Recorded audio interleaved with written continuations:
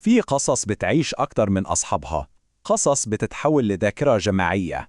اليوم قصتنا عن فنانة استثنائية، حياتها انتهت بشكل مأساوي في عز شبابها، لكن صوتها لسه بيتردد لحد اليوم. هذه حكاية مليكة زياودون، الشاعرة الأيغورية اللي ذاكرتها رفضت تموت. طيب، كيف اسم فنانة زي هذه يتحول لهمس؟ لسنوات طويلة كان مجرد ذكر اسمها يعتبر مخاطرة. السؤال هو، مين هي مليكة زياودون بالضبط؟ وشنو السر اللي وراء هذا الاسم؟ خلونا نبدأ نفكك هذا اللغز. بداية القصة ما راح تكون في مسرح أو استوديو، لا، البداية هي مشهد بسيط ومؤلم جدا. كل يوم جمعة بتروح تزور قبر بنتها. هذا الطقس الأسبوعي هو جوهر حكاية مليكة، حكاية تبدأ بالفقد، بحزن شخصي عميق. إذن مين هي مليكة زياودون؟ الاسم اللي كان يهمس بس في الخفاء. هذا هو السؤال اللي راح يكون دليلنا. راح نتبع قصتها ونشوف كيف فنانة كانت محبوبة ورمز لجيلها تحولت فجأة لهدف سياسي، وكيف قصتها رغم كل محاولات الطمس صارت صرخة مستحيل حد يسكتها. لكن قبل ما نوصل للنهاية المظلمة لازم نرجع للبداية. قبل كل شيء كانت في طفلة، مش أي طفلة، طفلة معجزة بكل معنى الكلمة. خلونا نرجع بالزمن ونشوف كيف كانت موهبتها بتشاع من وهي صغيرة جدا. 8 سنوات، تخيلوا بس، عمرها كان 8 سنوات فقط. في السن اللي أغلب الأطفال يدوب يتعلموا يقروا ويكتبوا كويس، مليكة كانت كاتبة ولها عمل منشور. نعم، لغز كتبته بنفسها ونشر في جريدة شينجيانغ. هذا شيء مش عادي أبدا لطفلة بهذا العمر. اسمعوا اللغز اللي كتبته، فكرتوا فيها؟ الجواب هو حبة الجوز. لغز بسيط صح؟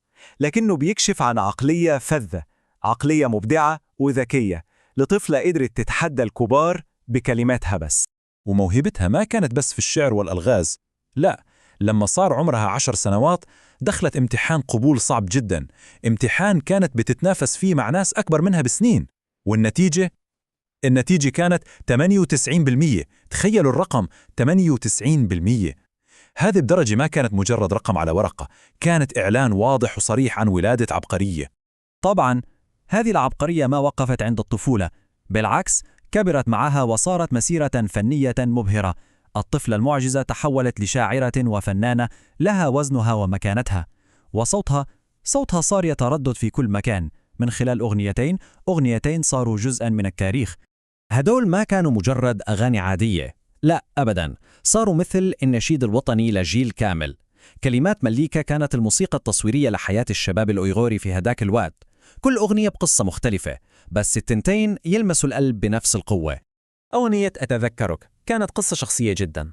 كانت رثاء لحبها الأول اللي سافر وما رجع، رحل مع موجة الهجرة الكبيرة للاتحاد السوفيتي. كلماتها تحكي عن الفراق، عن الذكريات اللي ما بتموت. كل شخص حس بألم البعد والفراق حس بهاي الكلمات في قلبه. أما أغنية تارم فهذه قصة ثانية تماما. هنا الحزن الشخصي تحول لأمل جماعي. الأغنية صارت نشيد للتضامن، نشيد للشباب المتعلم اللي تم نفيهم قسرا للريف لإعادة تأهيلهم. تخيلوا في عز الوحدة والغربة، كانت كلمات مليكة هي اللي بتواصيهم وتربطهم ببعض. كانت رسالة أمل وصمود. ولكن في الوقت اللي كان صوتها ونجاحها بيوصل لأعلى المستويات، كانت في عاصفة سياسية بتتجمع في الأفق، ومن هنا القصة بتاخد منعطف مظلم جدا. مليكة بعالمها الفن الجميل لقت نفسها فجأة في قلب العاصفة. بدأت ما تعرف بالثورة الثقافية، ومعها كل شيء تغير. الفنانين، المفكرين، أي شخص عنده خلفية تعتبر غير نقية بنظرهم صار هدف. الفن فجأة بطل يكون تعبير عن إحساس أو جمال، وصار تهمة خطيرة. وشوفوا طبيعة الاتهامات اللي وجهوها لها.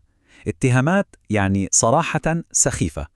قالوا إنها بتنشر إيديولوجية برجوازية، وإنه كتاباتها فيها أفكار سامة، وإنها سليلة قاطع طريق. تخيلوا، بين يوم وليلة الفنانة اللي كان الكل يحتفي فيها صارت عدوة للدولة.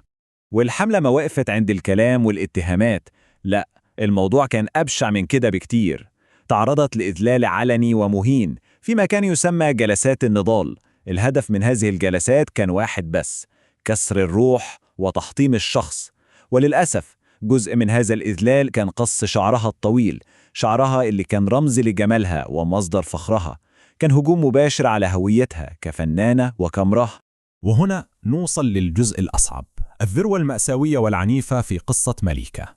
هذا الخط الزمني بيختصر كل شيء. عام 1966 بدأت حملات الإذلال العلني. في نفس السنة 14 أكتوبر تم اعتقالها بشكل رسمي، وفي 22 يونيو 1970 وجدت ميتة. في أقل من 4 سنوات تحولت حياتها من فنانة لامعة لنهاية مأساوية ومظلمة، نورها انطفأ بوحشية.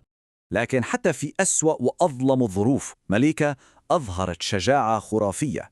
خلال التحقيقات حاولوا يكسروها باتهام جدها بأنه قاطع طريق، لكنها وقفت في وجوههم بكل قوة. ردها كان حاسم، هو ما كان قاطع طريق، هو كان قائد تمرد الأيغور ضد الظلم.